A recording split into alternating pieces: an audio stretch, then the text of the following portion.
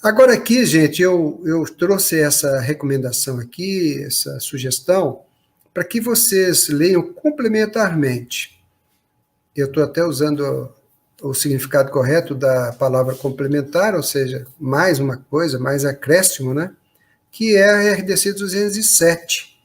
Ela está prevista no nosso edital do concurso 01 de 2020, da Secretaria de Saúde, que ali vai dizer da organização da vigilância sanitária em todos os entes federados, incluído aí o município, no âmbito do Sistema Nacional de Vigilância Sanitária. O Sistema Nacional de Vigilância Sanitária ele é regido, ele é administrado pela Anvisa. Outra coisa que eu recomendo, eu sugiro que vocês estudem, são duas normas pequenas, é também a portaria do Ministério da Saúde, 1378, de 2013, na seção dos municípios, que está previsto no nosso edital. Essas são leituras complementares ao que nós estamos dizendo aqui. Pessoal, eu vou aqui começar a falar de uma norma. Essa norma não está vigente em Belo Horizonte, mas eu vou trazer lá ao conhecimento de vocês, porque os conceitos dela estão vigentes em Belo Horizonte, não através dela, que foi revogada pela Instituição Normativa 66 de 2020, mas por meio das portarias municipais 17.012, 17.245 e pela portaria municipal 243, todas elas de 2018. Desculpa, a 17.245 e 2020. Bom, essa norma, ela dispõe sobre a lista de classificação nacional de atividades econômicas, o CNAE. É aquilo que a RDC diz, que vai estar sempre sendo atualizado, esse CNAE, que eles podem mudar de risco as atividades, anualmente, geralmente, e através de instrução normativa. A instrução normativa, eu pus aqui em vermelho até para destacar que ela não está vigorando em Belo Horizonte, e eu vou trazer algumas características dela que também tem a ver com o nosso licenciamento aqui em Belo Horizonte. Ela é uma norma que veio a substituir a Instrução Normativa 16, de 2017, e essa instrução, ela atualiza o CNAE, que é a Classificação Nacional de Atividades Econômicas. A IN 66, ela traz aqui a figura de um comitê, que é o Comitê para a Gestão de Rede Nacional de Simplificação do Registro e da Legalização de Empresas e Negócios, conhecido como a sigla CGSIM. Eu trouxe isso aqui para vocês saberem que essa CGSIM, ela tem uma força vinculativa, ou seja, as atualizações que ela faz, as modificações que ela faz no grau de risco das atividades econômicas é que vigora, tá?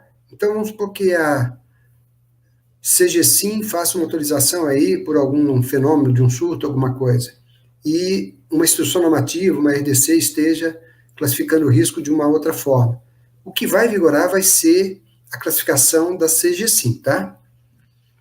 Agora aqui, eu quero dizer para vocês que na hipótese da instrução normativa e da resolução CGSIM classificar a mesma atividade econômica sujeita à atividade sanitária em graus de riscos idênticos ou distintos entre si, é o que eu disse anteriormente, prevalecerá a classificação de risco constante e mencionada na resolução CGSIM. Apesar desta norma, IN 66, não está vigorando em Belo Horizonte, esta força vinculativa da classificação de risco da CGSIM está vigorando em Belo Horizonte, tá?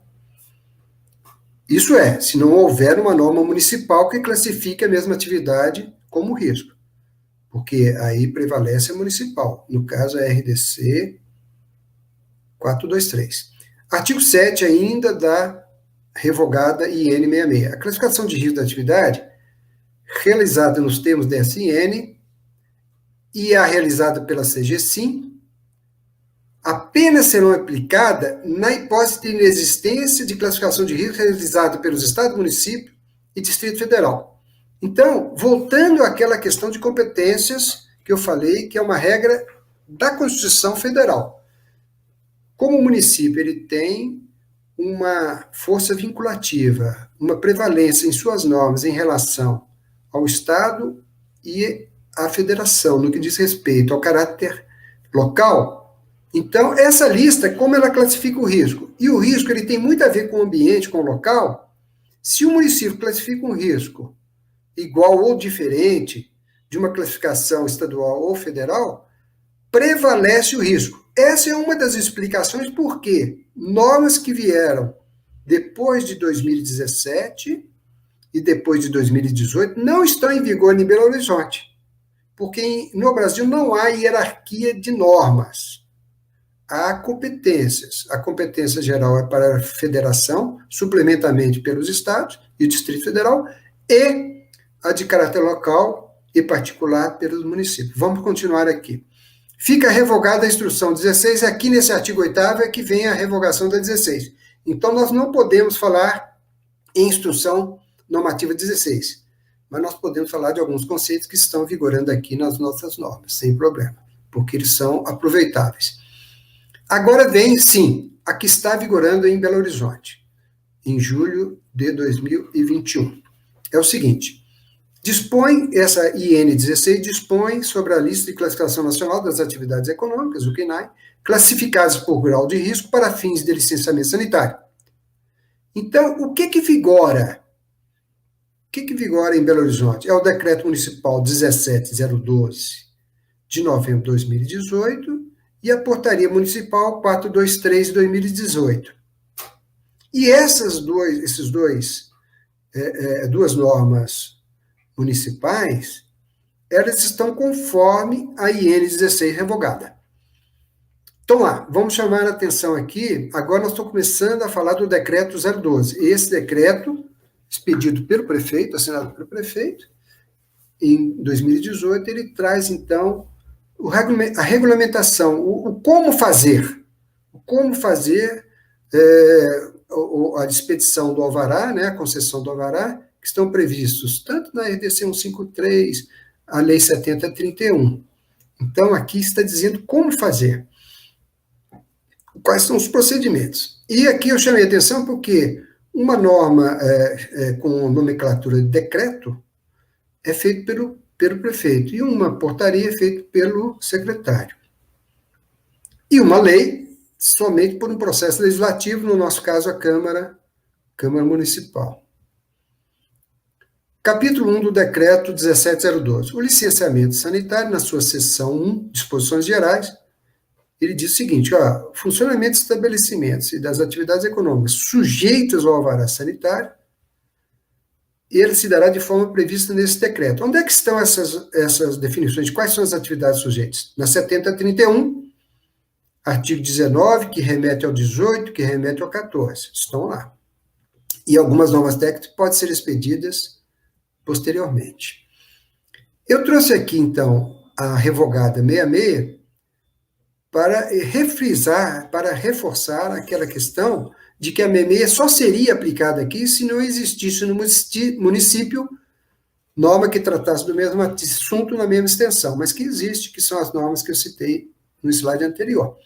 Então, vamos lá continuar aqui o decreto 1712, no seu artigo 1º, e chamar a atenção aqui para o conceito, né, que traz aqui o parágrafo único, que é o conceito de estabelecimento. Estabelecimento, gente, é o imóvel individualmente identificado, tá? Depois vocês leiam com mais vagar aí a definição do que é estabelecimento, mas ele é repetido de outras normas. Mas o que eu quero dizer é o seguinte: se tem um estabelecimento, uma mesma empresa, ela tem um estabelecimento aqui, outro do lado, outra em frente, na rua de frente, que lá ela faz o depósito. Cada estabelecimento desse tem que ter um alvará sanitário, tá bom, gente? O alvará sanitário não é por atividade, é por estabelecimento. Isso é muito importante para vocês entenderem. Artigo 2º. As atividades econômicas exercidas por pessoas jurídicas constantes no CNAE e as exercidas por pessoas físicas, onde estão a lista de atividades por pessoa física detalhadas em termos de risco. Está lá na classificação, pessoa física, Classificação Brasileira de Ocupações, conhecido como CBO. Sujeitas ao licenciamento sanitário serão detalhadas em portaria da Secretaria Municipal de Saúde, Secretaria Municipal. Qual que é essa portaria citada aqui no decreto? É a portaria 423, de 2018. Artigo 3º. Para a definição dos procedimentos para licenciamento sanitário, as atividades exercidas por pessoa jurídica, a pessoa física ou pessoa física serão classificados conforme o seu grau de risco. Isso aí nós já estamos sabendo de cor e salteado. Parágrafo 1º. O grau de risco, aí trazendo de novo a definição, o que é grau de risco, ele considera o perigo potencial de ocorrência de um dano à integridade física, à saúde e ao meio ambiente em decorrência da atividade, ali, do exercício da atividade. Parágrafo 2º. A classificação do grau de risco das atividades será regulamentada por portaria. É uma repetição, as normas elas fazem isso, mas essa portaria é a 423. Parágrafo 4º. Para as atividades econômicas cuja determinação do risco dependa de informações complementares, o responsável legal deverá responder perguntas inerentes ao processo de licenciamento que o remeterá para uma das seguintes condições. O que são essas informações complementares? E aonde estão essas perguntas? Essas informações são aquelas, você executa isso, aquilo, por exemplo, que eu dei o exemplo aqui da clínica, ali há procedimento invasivo, uma injeção, aplicação de injetáveis ou não, a depender dessas perguntas pelo responsável técnico, o estabelecimento, o próprio sistema já traz isso, já está em conformidade com o decreto 1702, o sistema nosso, Rede Sim também, já está em conformidade, o nosso roteiro também, com essas normas 17012 e com a portaria 423, ali, na hora que o responsável responde, ele vai ser classificado, a atividade, o estabelecimento vai ser classificado em baixo risco, alto risco e também não passível de licenciamento sanitário. Na verdade, são dois riscos que nós temos aqui, o alto e o baixo. E tem estabelecimentos que não são passíveis de licenciamento, e isso tem que estar expresso em norma, e essa norma aqui no município de Belo Horizonte é a portaria 17245 de 2020, tá? Nós vamos ver ela aqui para frente. Ainda sobre as atividades, agora de baixo risco, gente. Já disse que são alto risco e baixo risco, agora nós vamos falar sobre os procedimentos, né, do baixo risco. As atividades cujo licenciamento ocorre sem a realização de inspeção sanitária e sem análise documental prévia, são classificadas como de baixo risco sanitário. E aí, nós temos aí a remissão ao parágrafo 7º do artigo 19 da 7031 de 96, que fala sobre atividade de baixo risco. Parágrafo 1º. A inspeção sanitária ou análise documental ocorrerá após o licenciamento. Esse licenciamento ele é automático, eletronicamente, pela Rede Sim, entra pelo portal da prefeitura e ali responde a autoinspeção, o responsável técnico responde, assina o termo de responsabilidade e o sistema, avaliando as respostas, verifica que ali é de baixo risco, então ele é automático. O próprio responsável legal pode imprimir este alvará.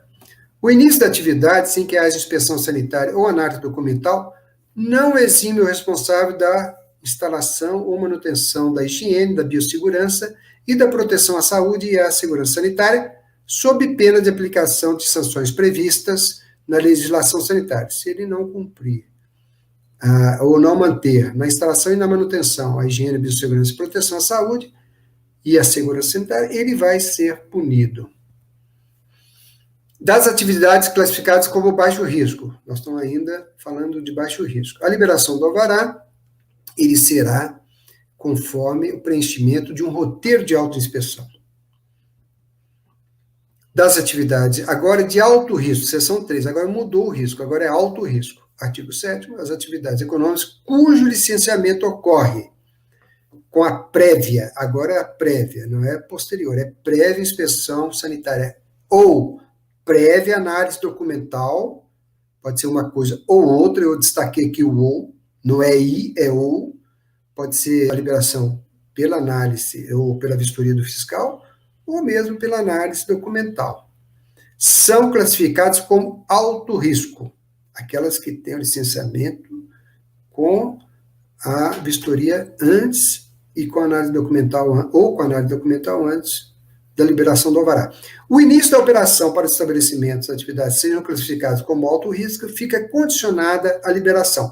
É claro, se a atividade só pode funcionar com alvará, e esse alvará só vai ser liberado após a vistoria ou análise documental, só depois disso é que haverá, então, o início da operação, só depois da liberação do alvará.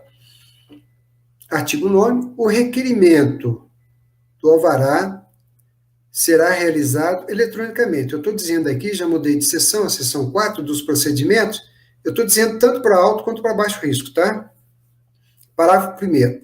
A veracidade das informações e declarações fornecidas no ato do requerimento será atestada por meio da aceitação do termo de responsabilidade. É lógico, o responsável técnico responde ao roteiro de autoinspeção e depois ele diz, olha, eu aceito aí, eu assino esse termo de responsabilidade. Só dele entrar lá com o seu login e senha e dizer, e marcar que está aceitando o termo de responsabilidade, ele está assinando, tá?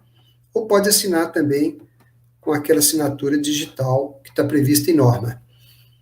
Ainda na seção 4 para todos, o parágrafo 2º traz: o fornecimento de informações e declarações implica na responsabilização legal pela implementação e manutenção. Não é só na implementação, ele tem que manter os cuidados dos requisitos de segurança sanitária sob pena de aplicação de sanções civis, penais e sanitárias cabíveis.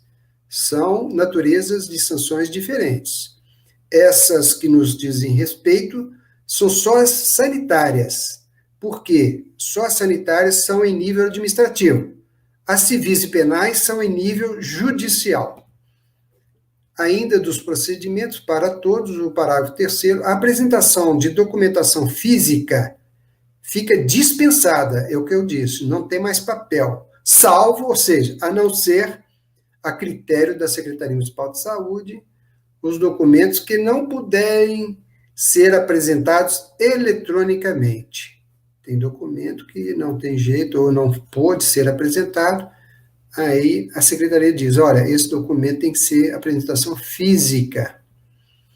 Parágrafo 4º, o alvará de autorização sanitária será deferido e emitido eletronicamente, a critério de risco regulamentados por portaria da Secretaria, ou seja, portaria 423. Artigo 10º, o alvará poderá ser liberado com pendências. O que são pendências?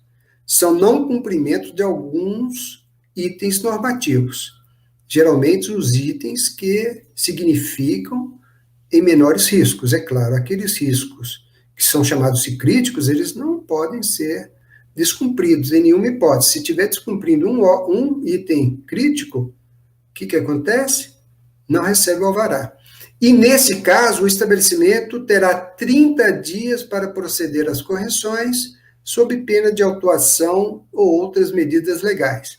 Preste atenção nesses detalhes de dias, né, que isso é muito cobrado em prova. São 30 dias para corrigir. Ou seja, ele recebeu o alvará, aquele estabelecimento recebeu o alvará, está lá, recebeu o alvará, imprimiu, mas ele não cumpriu todas as exigências legais, todos os cuidados, conforme ele foi respondendo. Aí tudo bem, ele recebeu, que vocês vão ver os percentuais mais à frente quais são, com pendência, ele recebeu o alvará, mas ele tem que regularizar, ele tem que sanar aquelas irregularidades, ele tem que colocar em prática aqueles cuidados. Em qual prazo? 30 dias. Se não fizer isso, vai ter autuação.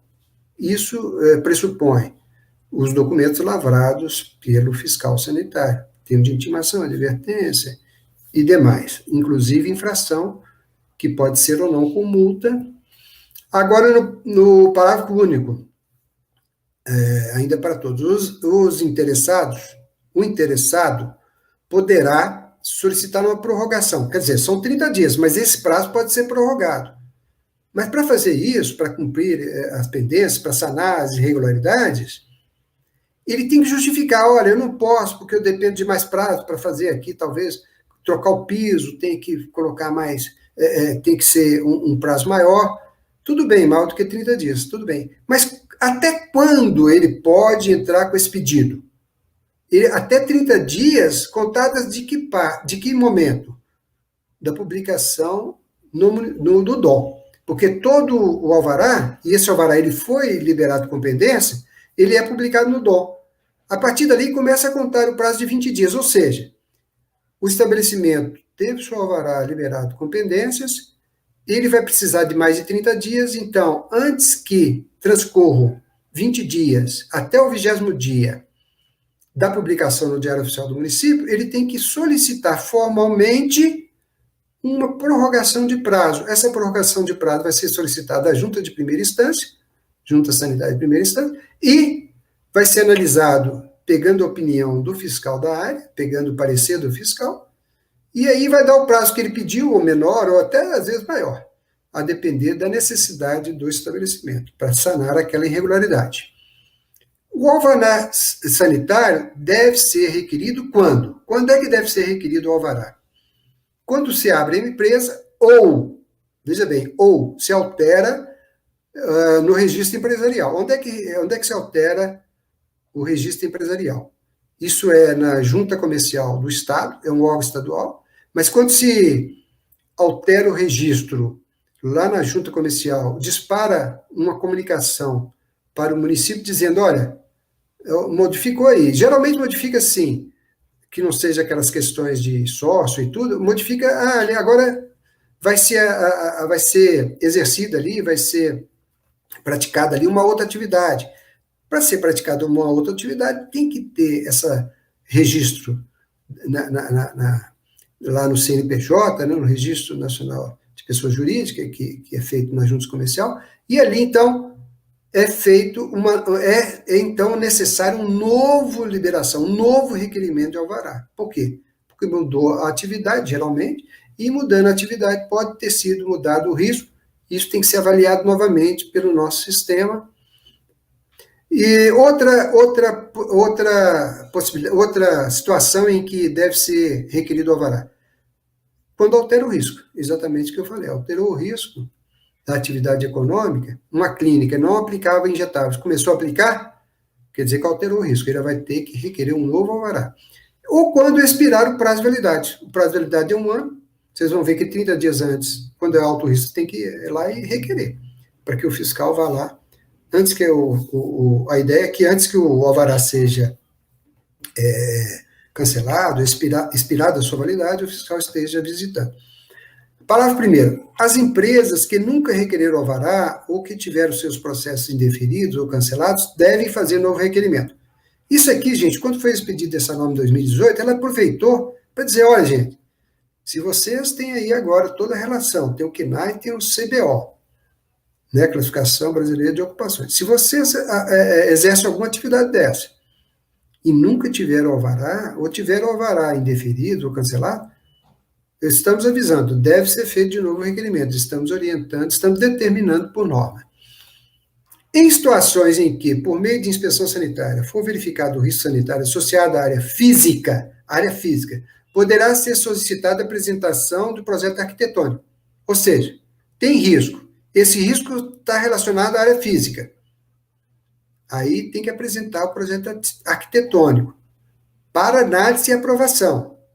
Tem um setor específico na vigilância sanitária, que é o setor de análise de projeto arquitetônico. Ainda que a atividade seja classificada como baixo risco. O que quer dizer essa norma aqui do artigo 12? Todos os de alto risco, gente, eles têm que apresentar projeto arquitetônico. Agora, o fiscal, ou mesmo o responsável legal, ele observa que na sua atividade há um risco que está relacionado à área física, à estrutura física ali do estabelecimento. O que ele faz? Ele já apresenta o projeto arquitetônico, que é obrigado, mesmo que ali esteja sendo exercida uma atividade de baixo risco. Isso é uma situação, uma exceção. O alvará sanitário terá validade de 12 meses aqui em Belo Horizonte. A autoridade sanitária, no desempenho de suas atribuições e atendidas as formalidades legais, terá livre acesso. Isso aqui é uma repetição daquela norma que nós lemos anteriormente, e lembrando que há uma relação de pessoas ou de servidores públicos que recebem essa denominação de autoridade sanitária, que estão lá na 7031 de 96. Aqueles estabelecimentos que têm interesse direto ou indireto à saúde, né? E, claro, para aplicação, para inspeção, para aplicação de medidas de controle. Será emitido o alvará de autorização sanitária, estabelecimento, o que deve conter cada alvará sanitário? Eu não vou ler em detalhes, mas vocês leiam aí, identificação, tem que ter o endereço, aí tem que ter o responsável, vocês leiam aí com mais calma. O alvará sanitário será emitido mediante pagamento de taxa de expediente, também a repetição de outra norma. Parágrafo único. Após a compensação do pagamento, o alvará será disponível por meio eletrônico. O que quer dizer isso?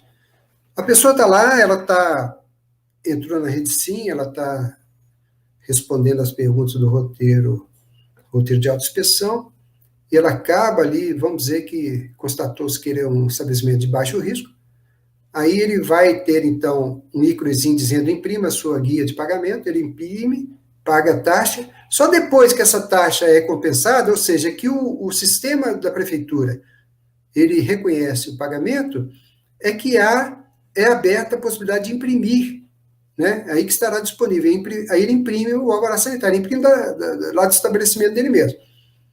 Ou seja, no caso do alto risco, ele só emite a guia, imprime e paga, depois do fiscal sanitário ter ido até o seu estabelecimento e liberado. O fiscal vai lá, observa se pode liberar, se está cumprindo as normas, e libera. Só depois disso que o sistema deixa ele imprimir e pagar a taxa de emissão de alvará sanitário. Tá bom? Agora eu vou falar aqui na seção 5 da 17012 da dispensa do licenciamento, dispensa de alvará. São dispensadas do licenciamento sanitário as atividades exercidas por pessoa jurídica ou pessoa física não sujeitas à vigilância sanitária. Isso aqui, gente, no nosso município, quais são essas atividades? Onde estão elencadas? Onde estão a lista de atividades não sujeitas ao alvará? Está no decreto 17245 de 2019. Só aqueles que estão constando lá é que estão isentos do alvará. Então, baixo risco e alto risco em Belo Horizonte tem que ter alvará, tá? Dispensa do licenciamento. Determinadas atividades estão sujeitas à vigilância sanitária e poderão ser dispensadas do licenciamento a partir do fornecimento de informações complementares, conforme a portaria 423, que está no portal, lá na internet, na página da internet. O que quer dizer isso? Mesmo aquelas que estão dispensadas, que a relação está lá no decreto 17245, eles têm que entrar no sistema e responder o roteiro de autoinspeção, e lá no final vocês vão ver que ele emite um documento dizendo, olha, eu exerço uma atividade aqui que é isenta do alvará sanitário. Ele tem que ter esse documento pregado lá para os trabalhadores e para os clientes verem. A dispensa do alvará não impede a qualquer tempo a diretoria da vigilância sanitária realize inspeção no estabelecimento. Quando se diz de diretoria, pressupõe aí que está falando dos seus servidores, dos fiscais sanitários. Agora aqui na seção 6 eu vou falar do indeferimento do alvará, não mais da dispensa, do indeferimento. São casos passíveis de indeferimento do processo de licenciamento sanitário. O não cumprimento dos requisitos mínimos, que vocês vão ver mais à frente na portaria 423, requisitos mínimos, quantos por cento de crítico, quantos por cento de maior risco, quantos por cento de menor risco, não foi cumprido aquele, não pode ser emitido o alvará, mesmo que seja o alvará com pendência, não pode ser emitido, ele foi indeferido. O não atendimento aos prazos concedidos para apresentação de informações complementares. Tem prazo para você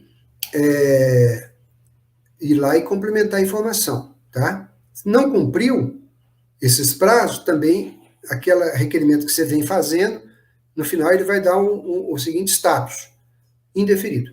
A apresentação insuficiente das informações complementares. Todas as informações complementares são de respostas obrigatórias. Se você deixou de informar alguma informação complementar, você impede, você dificulta que o sistema ele classifique o risco daquela atividade. Então, para evitar que se classifique erroneamente uma atividade, o sistema ele indefere o alvará. O não cumprimento das exigências constantes em documentos lavrados pela autoridade sanitária. Isso aqui o que é? Seja ele estabelecimento de baixo ou alto risco. O fiscal foi lá, lavrou um documento, deu um prazo para cumprir, para sanar, e ele não cumpriu, e isso ocorre mais em alto risco, porque são mais vistoriados previamente, são os vistoriados previamente para a liberação do alvará. Se ele não cumpriu, o fiscal mesmo, ele vai dizer para o sistema, olha, não libera, não pode liberar, porque eu fui lá, voltei lá, dei tantos dias para ele cumprir, ele não cumpriu. Então, o alvará será indeferido. Agora, não mais suspensão, não mais indeferimento, mas sim cancelamento. Quando é que se cancela o alvará? Aí, veja bem, no inciso 1, tem inciso 1 e mais, tem outros.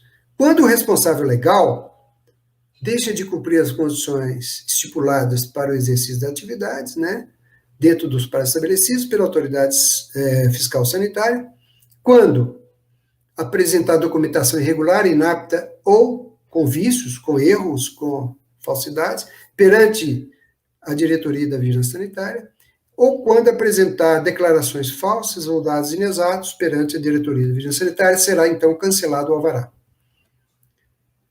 Ainda do cancelamento, só que é o inciso 2. Ocorre quando? Quando o estabelecimento apresentar condições de risco. Não está acontecendo nenhuma condição prevista no inciso 1º, mas houve ali uma mudança do risco, e tem um risco ali iminente, um risco próximo, um risco muito grave, iminente, que ele está próximo a acontecer.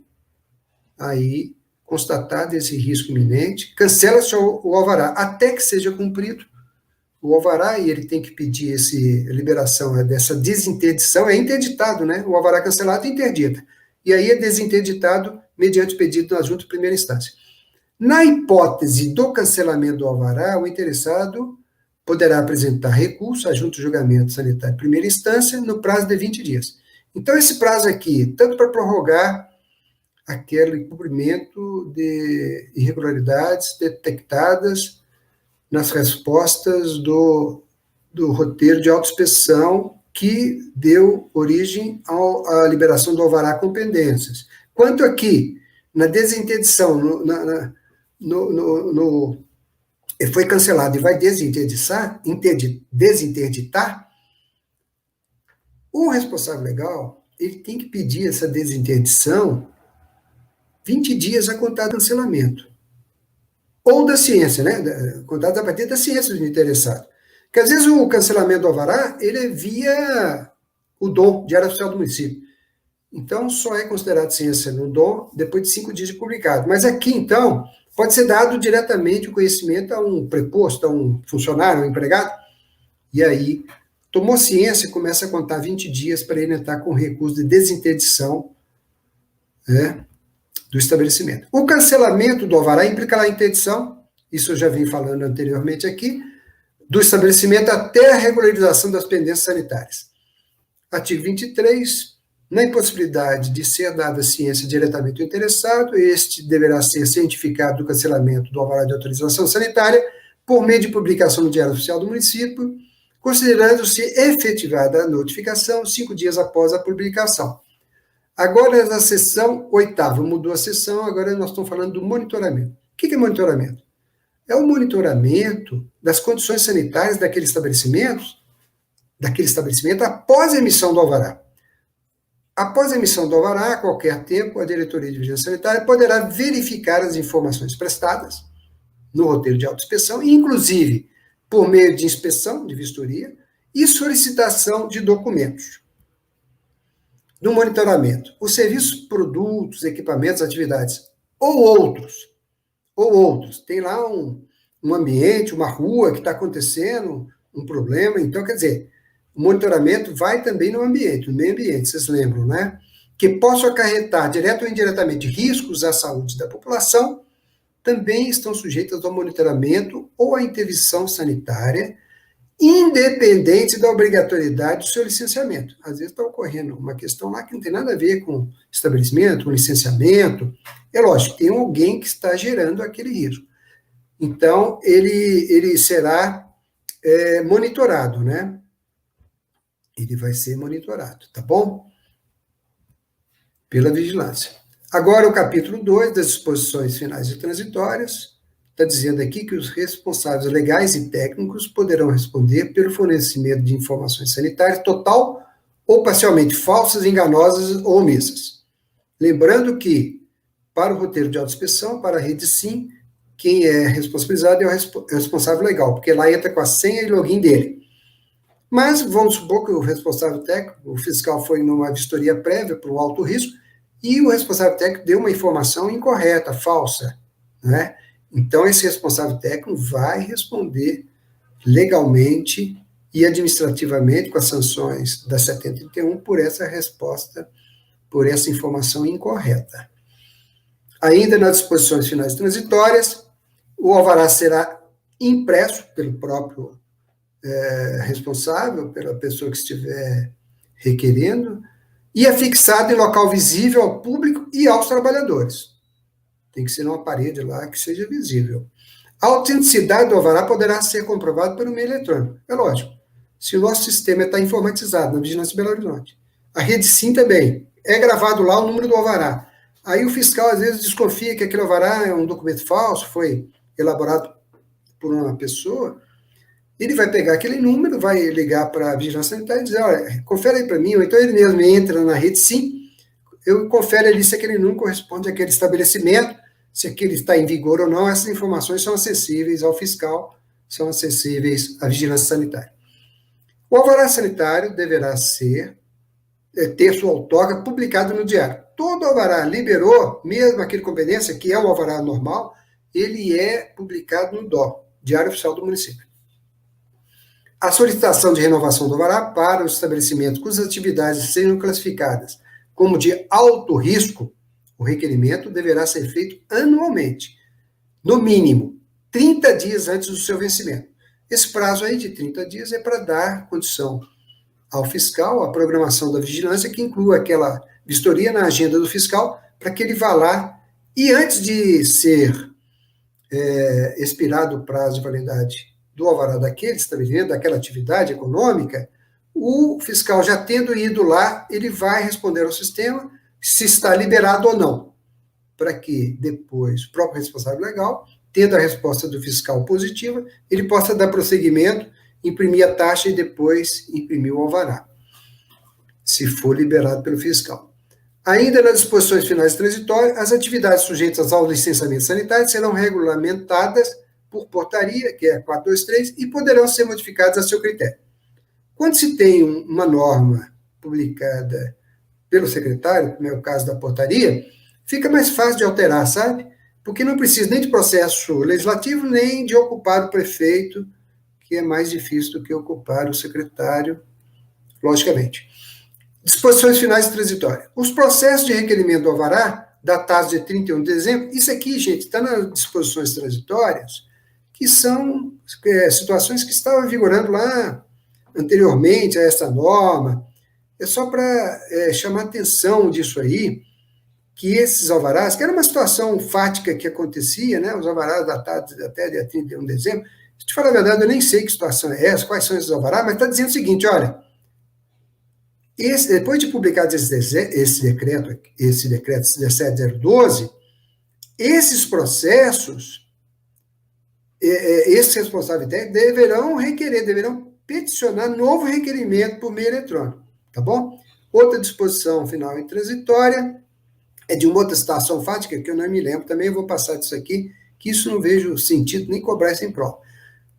Depois vocês leem por desencargo de consciência, que, sei lá, essa banca aí pode cobrar. Disposições finais transitórias. Parágrafo 1. Os processos referidos no caput tiveram inspeção sanitária até a data de publicação desse decreto serão mantidos até 31 de janeiro de 2019. Isso é aqueles decretos que estavam no meio do caminho. Aqueles estabelecimentos que estavam no meio do caminho, eles tiveram recentemente seus alvarás publicados. Aí o decreto está falando, não, se você teve recentemente publicado seu alvará, expedido seu alvará, e foi em 2018, novembro de 2018, olha, considere que esses aí vão ter, foram expedidos em condições diferentes, em condições anteriores a essa questão, tiveram alguns até que não considerava o risco, porque essa questão do risco entrou no nosso ordenamento municipal em 2018, pela Lei 11.129 de 2018. Então, dizer o seguinte, olha, eles têm validade, sim, mas até 31 de janeiro de 2019, sim, tá? Então, vai de novembro de 2018 a 31 de janeiro de 2019. É uma situação transitória ali, não acho muito importante. Agora, aqui, a lista de processos, dos processos a serem arquivados e tal, isso é outra coisa muito mais de caráter administrativo, né? Não tem muita importância. Agora, gente, nós entramos na penúltima norma a ser vista aqui, que é a norma 423. Veja bem, essa norma, ela complementa, ela traz mais informações a respeito dos procedimentos que nós já acabamos de ver no decreto 17.012, de 2018 também. Ela traz mais alguns detalhes, mas traz também, é importante dizer, uns anexos, que são os anexos que vêm com a classificação de risco. E essas classificações de risco que estão nessa portaria, conforme delegação de outras normas, federais, estaduais, essas classificações é que serão consideradas em Belo Horizonte. Essas que estão valendo aqui para o alvará sanitário de atividades de interesse de saúde aqui em Belo Horizonte, que são de interesse da vigilância. Dos procedimentos, eu vou ler rapidamente também, porque tem muita coisa repetida, tá? Então, está dizendo aqui que o licenciamento sanitário consiste na etapa de processo administrativo, é um processo administrativo de registro e legalização eletrônica. Hoje, esse registro e legalização eletrônica, né, que conduz o interessado à formalização da licença para o exercício de determinada atividade econômica. Por que formalização? Porque, na prática, o que acontece é que a vigilância sanitária, o ente administrativo, no caso a vigilância sanitária, a prefeitura, ele não pode impedir um estabelecimento. Aqui, a vigilância sanitária, o alvará, ele não é uma concessão, não. Não é o órgão sanitário que diz, olha, eu vou conceder ou não, a critério do órgão sanitário, não. Eu vou simplesmente detectar uma situação de cumprimento de normas e vou simplesmente declarar. Esse estabelecimento é uma atividade declaratória. No direito a gente fala declaratória, de formalização. Aquele estabelecimento tem condições de funcionar. Ele pode estar em condições de funcionar mesmo sem a declaração municipal. Por quê? Porque ele está cumprindo as normas. Agora, é exigido que tenha essa formalização, que tenha essa expedição, que tenha esse ato declaratório, que chama-se alvará de autorização sanitária, na vigilância de Belo Horizonte. Para esta liberação, o procedimento aqui trazido por essa norma está dizendo que tem que observar o grau de risco.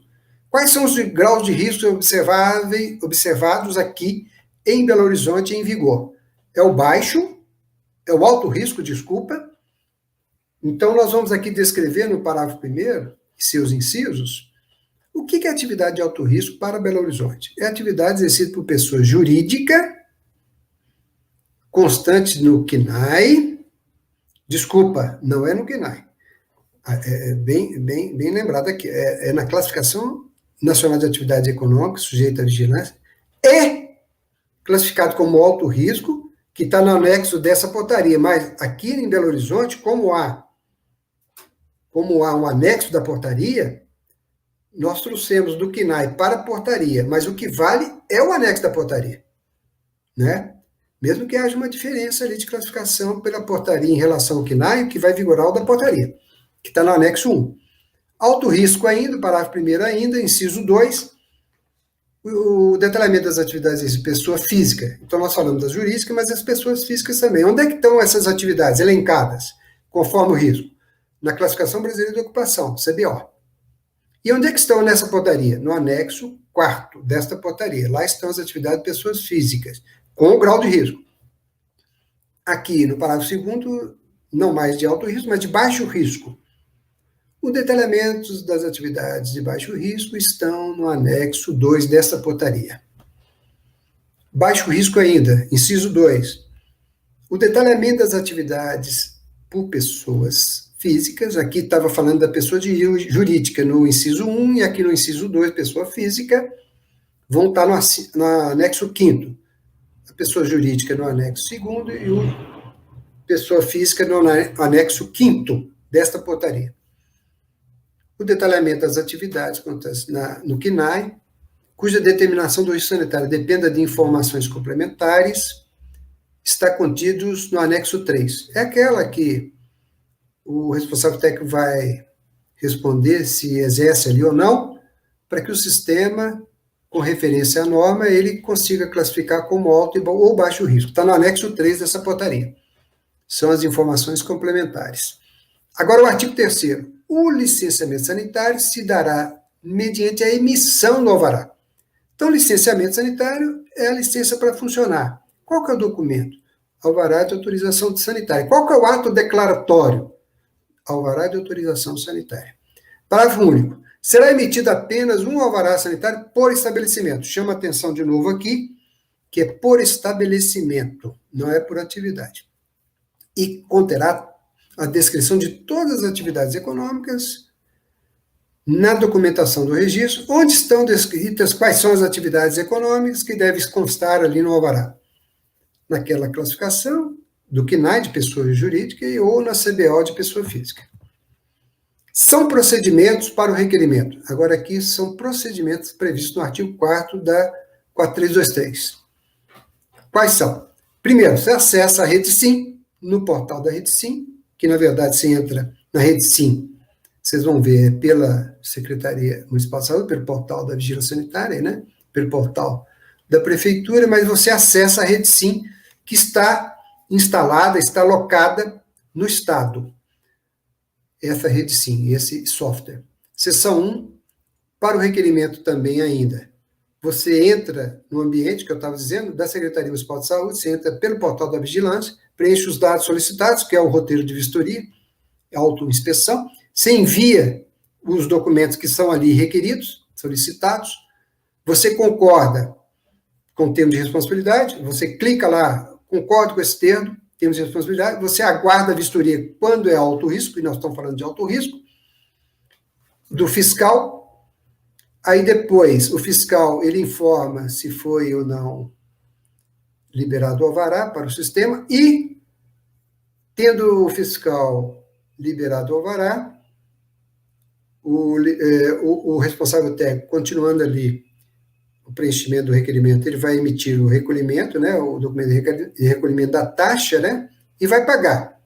Depois que a taxa cai no sistema, que é reconhecido pelo sistema da Prefeitura, da Secretaria de Fazenda, ele vai estar liberado, o responsável técnico pode estar, então, emitir o alvará sanitário, imprimir. Ainda de alto risco, nos casos em que o estabelecimento executar alto risco, será realizada a vistoria prévia à emissão da taxa do expediente.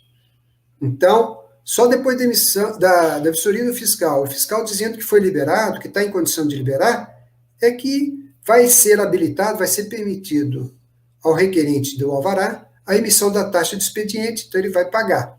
Aí depois que ele pagar, vai esperar 1 ou 2 ou 3 dias para o sistema liberar. Por que ele libera? Porque o sistema da Secretaria de Fazenda reconhece o recebimento dessa taxa do alvará de a liberação. Desculpa, eu estou falando aqui arrecadação municipal, né? E também após a liberação do alvará. Então, a Secretaria de Fazenda reconhece, o sistema da vigilância recebe um aviso de que foi liberado, e também, depois da liberação do alvará, depois da vistoria, o fiscal libera. Após compensação do pagamento, o alvará estará disponível para impressão na Rede Sim, Minas Gerais. São procedimentos, assim, de alto risco. Qual que é o procedimento para requerer de alto risco? Você acessa o portal da Prefeitura, depois vai no menu Serviços, né? Seleciona o alvará sanitário, preenche os dados, envia os documentos que foram solicitados, concorda com o termo de responsabilidade, aguarda a vistoria, que nós estamos falando de alto risco, a ser realizado pelo fiscal sanitário. Depois você emite o documento de recolhimento e arrecadação, paga a taxa, o sistema reconhece e emite o alvará. Nos casos em que o profissional, alto risco ainda, executar atividades classificadas como alto risco, eu estou falando profissional, aqui é pessoa física. Será realizada a vistoria fiscal prévia também, a emissão da taxa de expediente. Aí o documento de recolhimento vai ser emitido e pago após a liberação. Então, aqui, diferentemente do estabelecimento de baixo risco, que já emite ali, já paga, o documento só será liberado para ser emitido, o documento de arrecadação, depois que o fiscal liberar aquela atividade. Vamos supor o exercício de uma atividade profissional. Após a compensação do pagamento, o alvará estará disponível para impressão no portal da Prefeitura.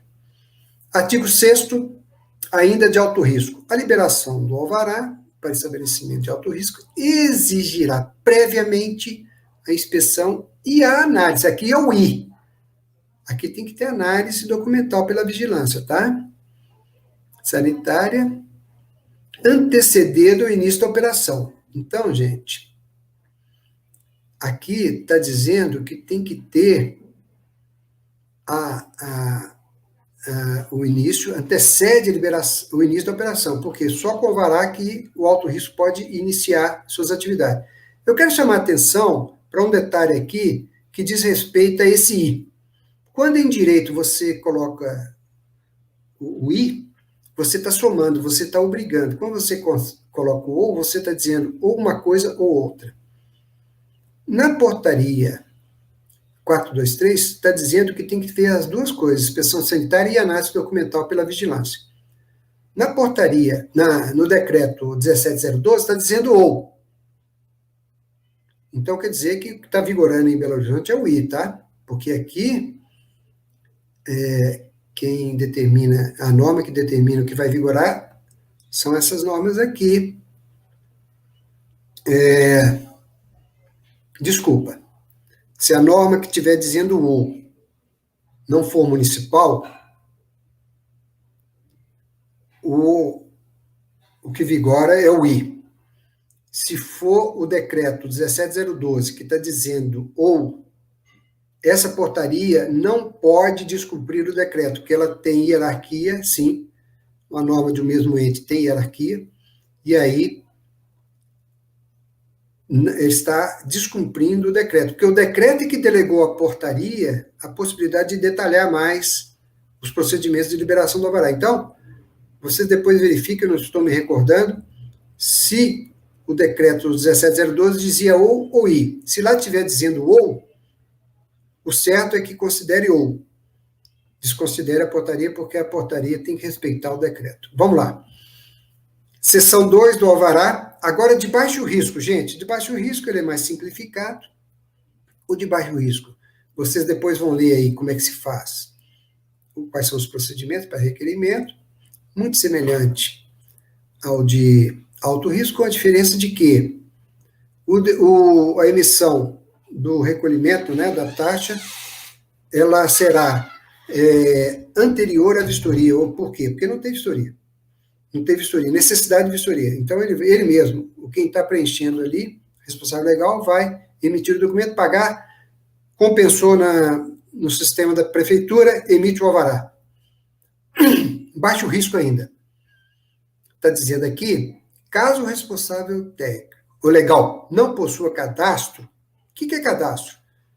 É a formalização de um login e senha.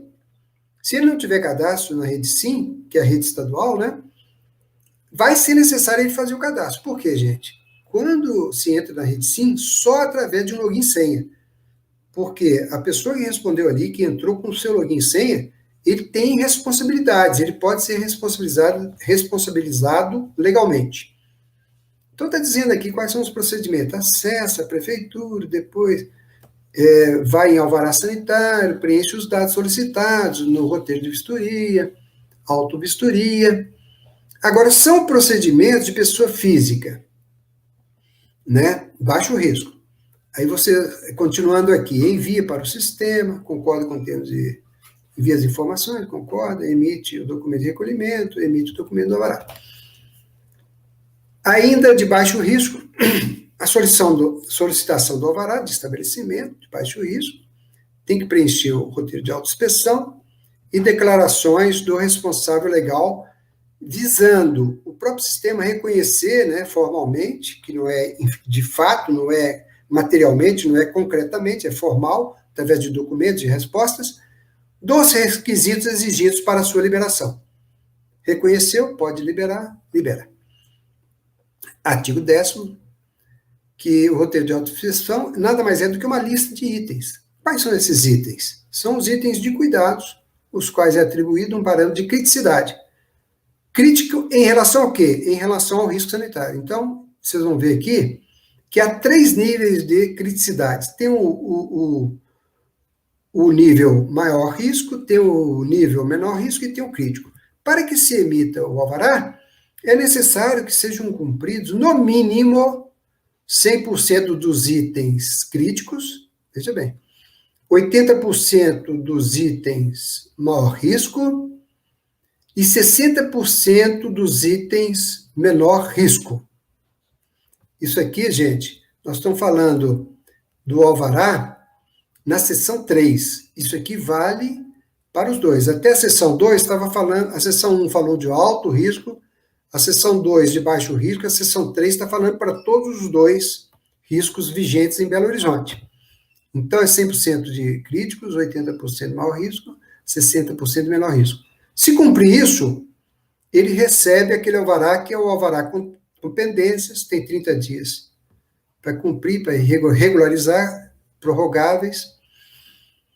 Então, aqui no parágrafo único ainda de para todos. O não cumprimento do mínimo requisito, né, de requisitos, escrito nesse roteiro, implicará não liberalização do alvará. Eu quero chamar a atenção de vocês o seguinte, que o roteiro de autoinspeção é feito pelo próprio responsável legal. Agora, o roteiro de alto risco, ele é preenchido pelo fiscal sanitário, na hora da sua vistoria. Então, esse fiscal sanitário entra com esse roteiro e o próprio sistema é que fala, libera ou não libera. O próprio sistema faz essa conta. Lá no roteiro de vistoria, feito pelo fiscal, preenchido pelo fiscal, o sistema já classifica em crítico, menor risco e maior risco, e o próprio sistema libera ou não. Por isso que o alto risco só depois que o fiscal passa o roteiro.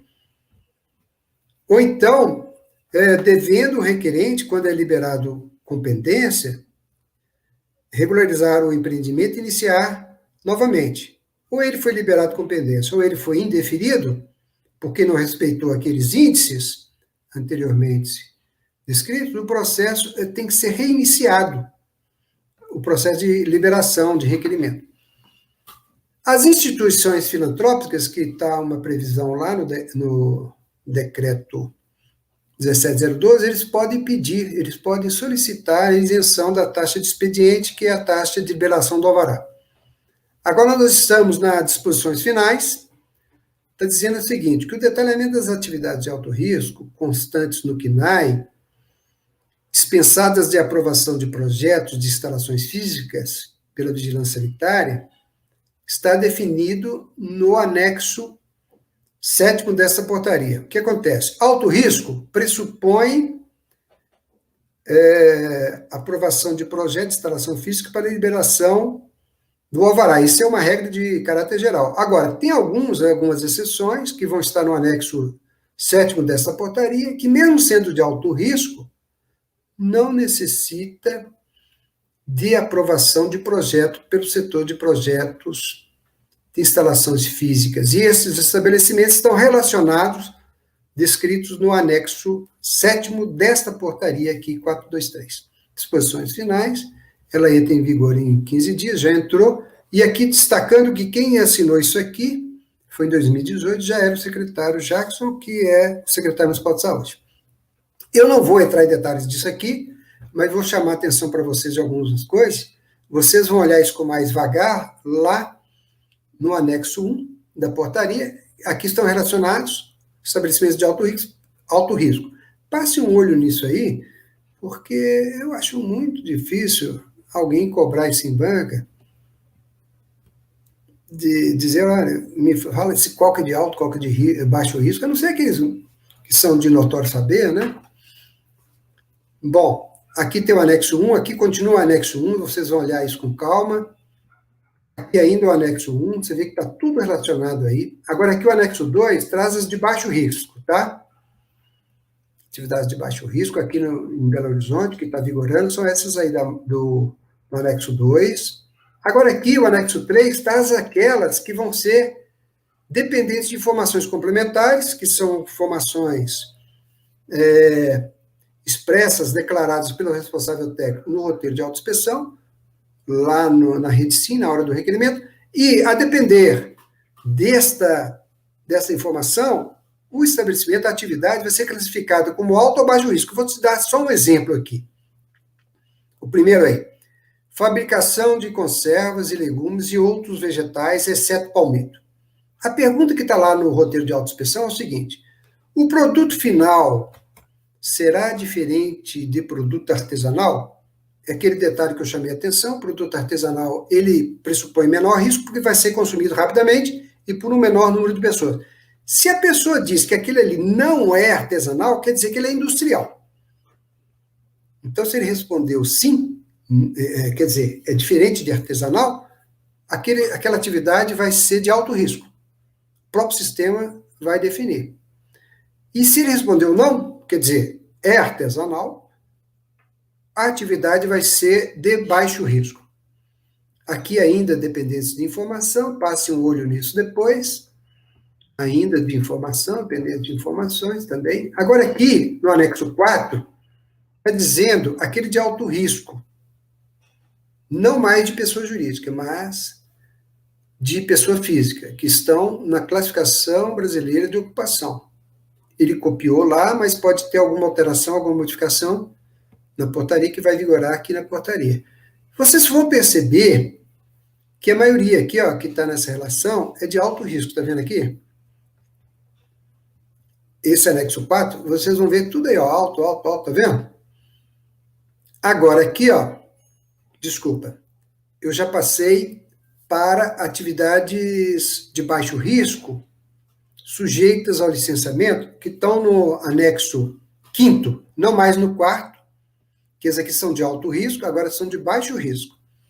Por exemplo, farmacêutico. É uma atividade, se ele exercer, baixo risco. Dentista, é baixo. Né?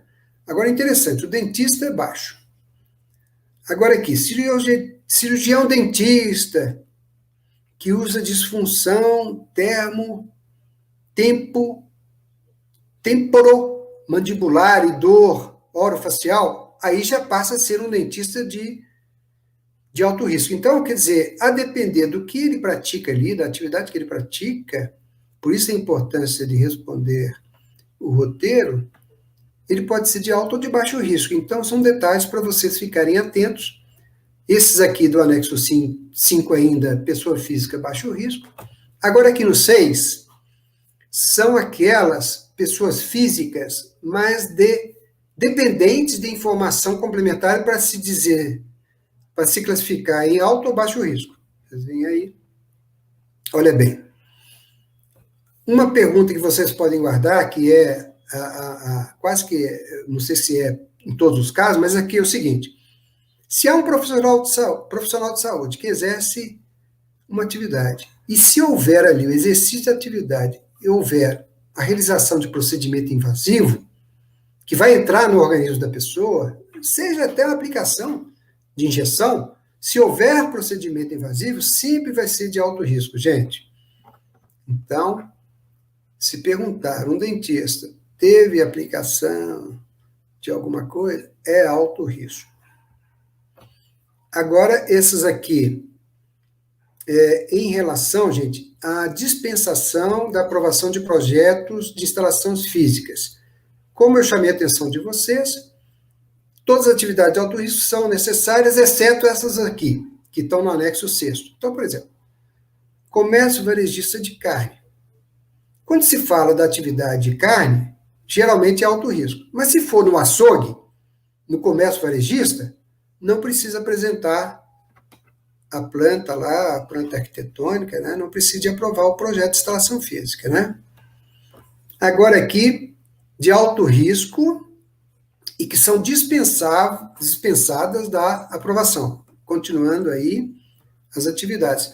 Eu destaquei aqui, em vermelho, lá no final da tela, todas as atividades classificadas como baixo risco estão isentas de apresentação de projeto, a não ser, como vocês viram numa norma comentada anteriormente, que naquela atividade, mesmo de baixo risco, tenha uma estrutura física que comprometa ou que interfira no risco, que represente o risco. Aí, mesmo de baixo risco, será obrigatória a apresentação de projeto ao setor de projeto para análise e aprovação. Então, é exatamente o que eu chamei a atenção aqui, que eu acabei de falar, está no artigo 12 do decreto 17012, que é aquela palavrinha ainda que é de baixo risco, ele depende porque representa risco. Eu trouxe aqui, e para finalizar a nossa aula aqui sobre liberação de alvará sanitário em julho de 2021, que está vigorando em BH, o último decreto, que é o decreto 17245, aqui é que estão relacionadas atividades que são dispensadas de alvará sanitário, gente.